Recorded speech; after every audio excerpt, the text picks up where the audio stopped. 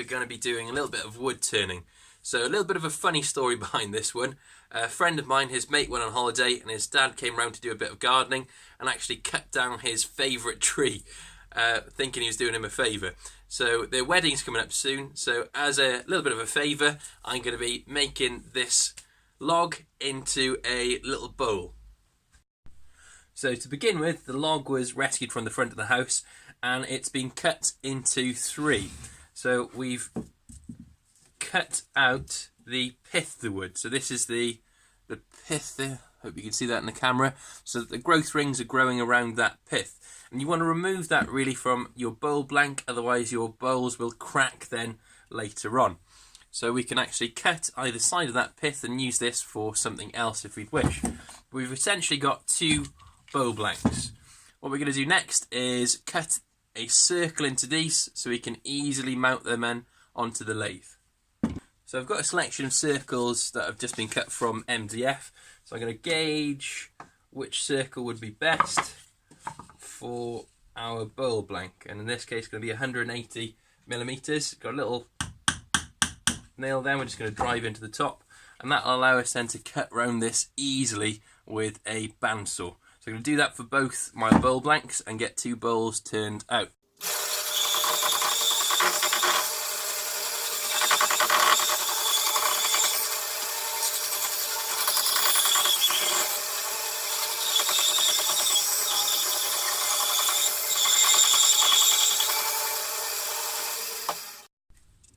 So we've got our blank cut out now, so a complete circle. That's going to make it easier for us to balance on the lathe, so as it's spinning. So next step, we're going to do the same with the other one, and then we're going to move on to using the lathe. So with both blanks cut out, now we're going to find the centre. So I'm using a centre finder. This is a really good bit of kit. I might even show you how to make one of these in another video if you'd like. So we're going to centre these lines. So where all those lines cross, then that's your centre point. So I'll show you there for the camera. Do the same with the other one, and then we're going to be drilling a hole with a Forstner bit, a 30mm Forstner bit. And this just happens to be the closest size to my pin jaws when they're closed for my wood chuck. Do that next. So you're going to line up the Forstner bit, so the centre point, with the centre hole, and we're just going to drill in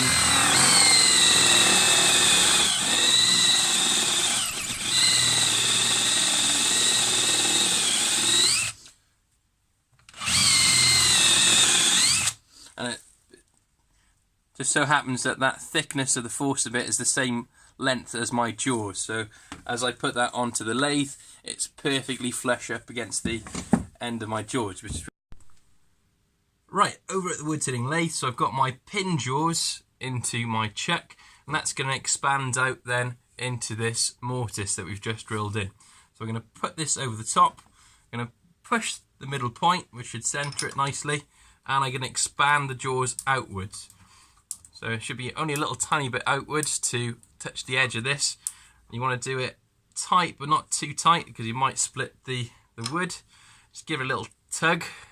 If that's not coming off, it's probably a good sign. So we're going to add a little bit of extra security by bringing up the tailstock. So I've got a ring centre in the tailstock, tighten it down, and that should hold that in place until we can get it turned so it's fairly well balanced.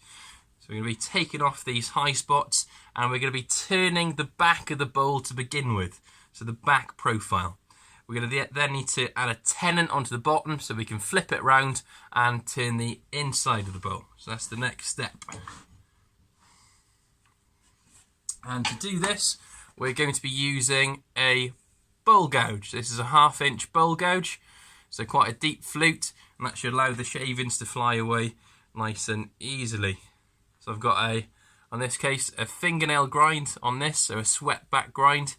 And that'll allow us to really dig into this material. Right, here we go.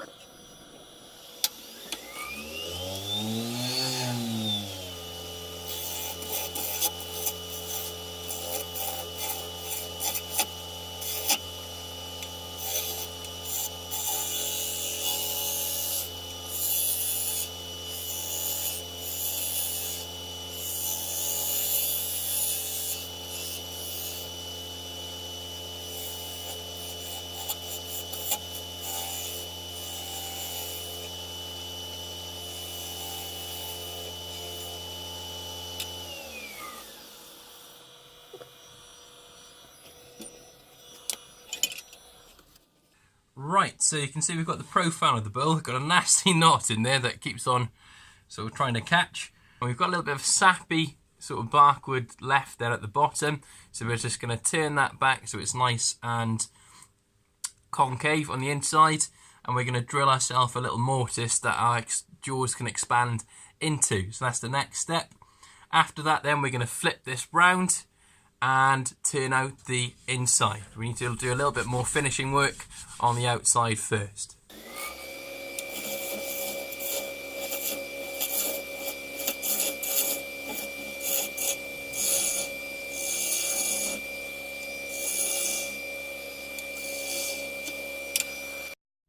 So we've just finished turning the inside of that bottom, so put a concave curve on there.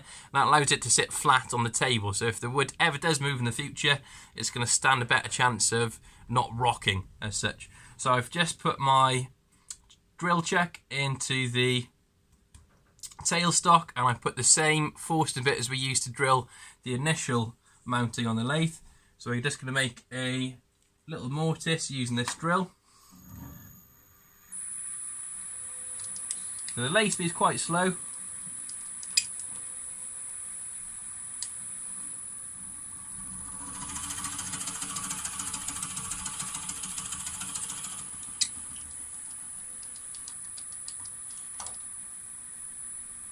Now later on we're going to be covering this mortise with a little logo disc. So that tends to be frowned upon in wood turning clubs if you've got the mortise or a tenant still on the bowls. They like to see them finished, but that's a nice way of hiding how you've actually attached it to the lathe. So now we're just going to clean out that hole a little bit using a parting tool like this.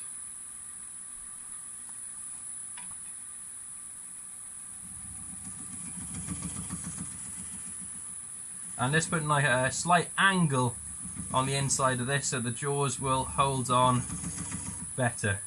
It's like a dovetail type angle.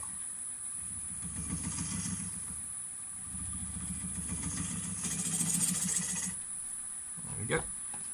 We're going to do one quick slide over now with the negative rake scraper, so one of these guys.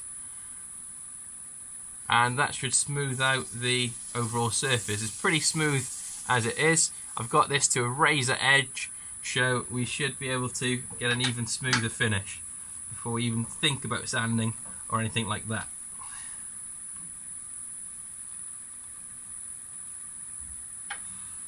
Alright, turn the speed up.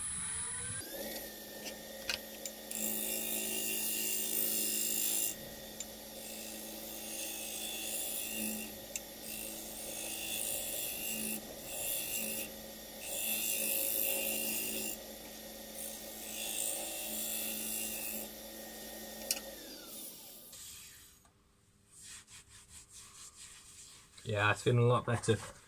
So we're going to go on to some sanding now. We're going to go down the grits of sandpaper. With the finish I've got in here, we could probably start around about 240 and go up to around about 400, tend to stop. Then we can put a sanding sealer onto this, cut that back and apply a finish.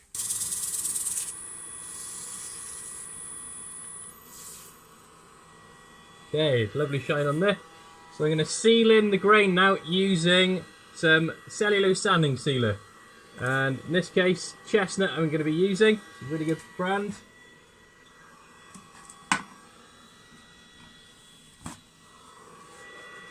So I'm going to be using paper towel. Paper towel is brilliant. Two reasons. Number one, if you've got cloth, potentially crap yourself up with a bit of cloth. Paper towel will just disintegrate and not trap your fingers in. Also, it adds as a friction buffer. Because essentially, if you think about it, it's paper and it's going to give you a lot more friction than cloth. So I'm just going to rub some of this on.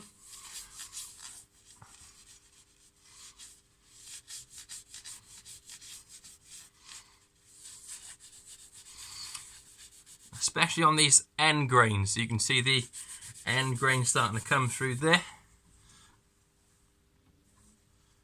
And the idea of this is it's going to soak into all those wood pores and seal them off. So anything then you're putting on top of this is going to really sort of buff up the finish.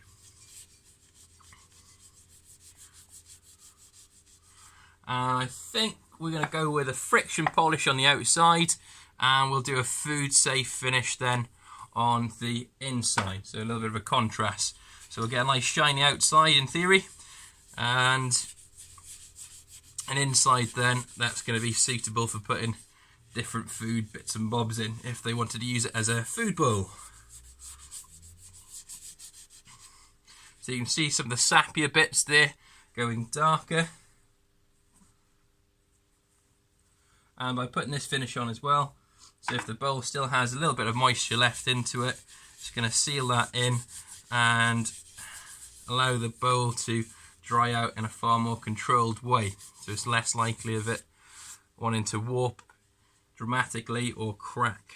So we're going to turn the machine on now. I tend to do this at quite high speed, so we're going about 2000 RPM there. I'm pushing quite hard, so I'm looking for the friction to burn this sanding sealer, burnish the sanding sealer into the bowl itself.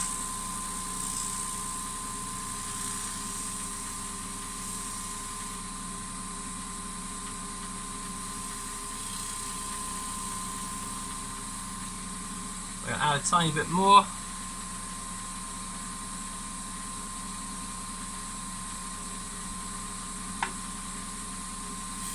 As it's spinning.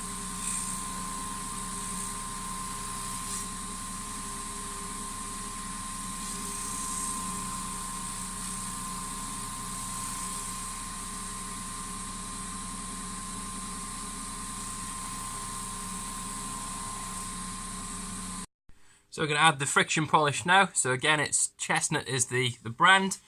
So we're going to use a paper towel again. So I'm shaking this up. So you're going to fold it in half to create like a little pad.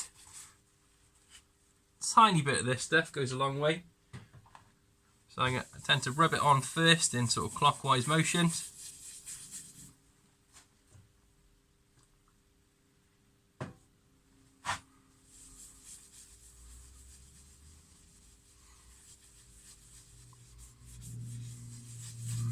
A bit more.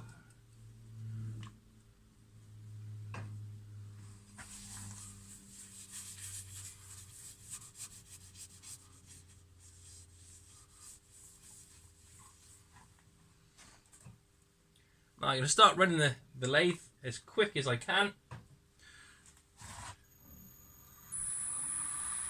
Added a tiny bit more into my cloth, so I can do a thin coat along the top of all of this.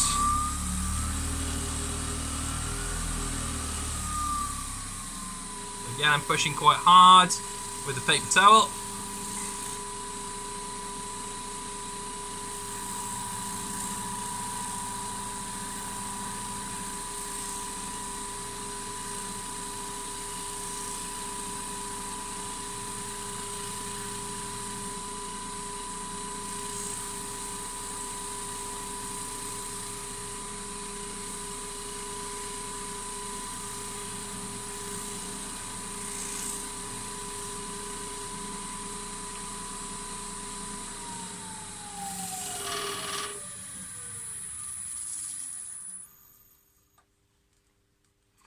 We see we've got a nice shiny finish. I don't know how well the camera's picking that up. So we've got the outside turned and finished. We're going to do the inside next. So we're just going to take it off the chuck, turn him round and mount him on the other side. You can see there the sort of shine we've got with the friction polish is good. So mount him on the other side, expand the jaws outwards. Again, not too tight so we don't crack the wood. Little tug, that's staying on this. We're going to turn the inside now. Right, so we flipped him round. We can see the inside of the bowl now. We need to adjust our tool rest to the height of our tool. So as the tool's cutting, it's cutting along that centre line. And that should prevent it then hopefully from getting like a dip type catch. So we're going to just skim this top off to make it nice and flat to begin with.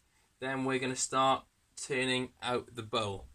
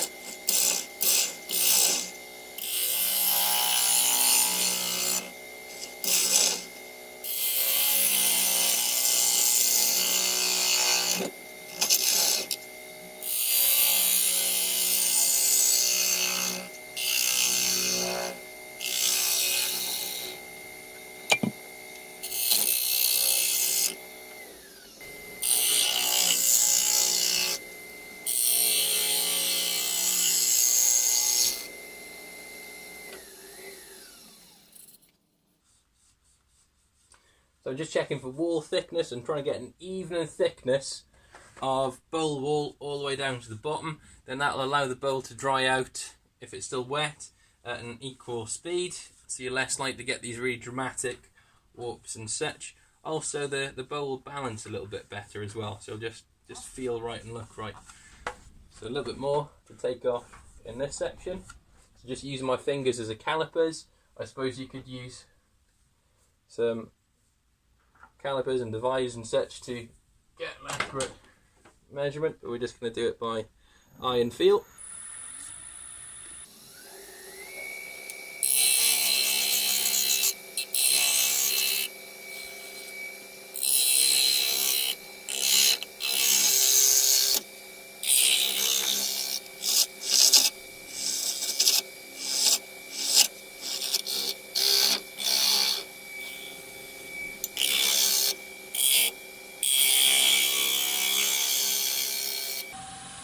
Right, I'm just going to switch over gouges now to this. So it's another bowl gouge, but it's a really old-fashioned one. So you can see the grind on it is just a little bit of a heel there, so we can cut away the bottom.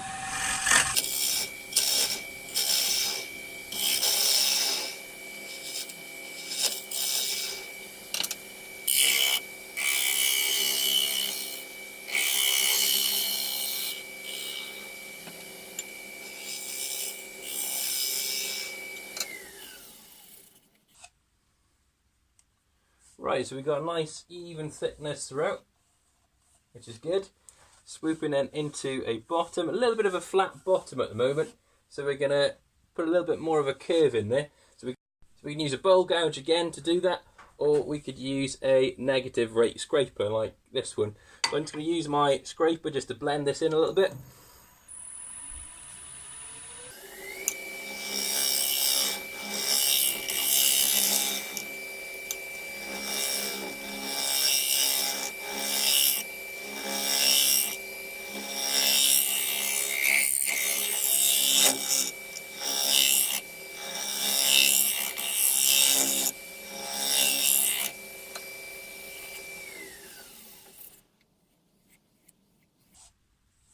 There's a far better slope from the inside to the middle. So a little tip, if you're trying to get your bowls to feel natural, start in the centre and work out for the side. And if you feel any like flat spots or anything like that, you know that's the areas you're going to need to work on. So I've just finished sanding the inside of the bowl, and I've liberally applied a food safe oil.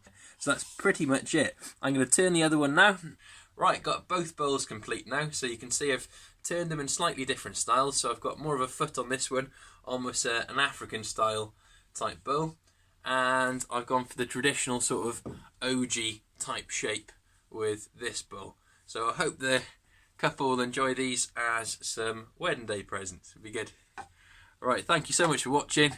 Hope to catch you again soon. North Star.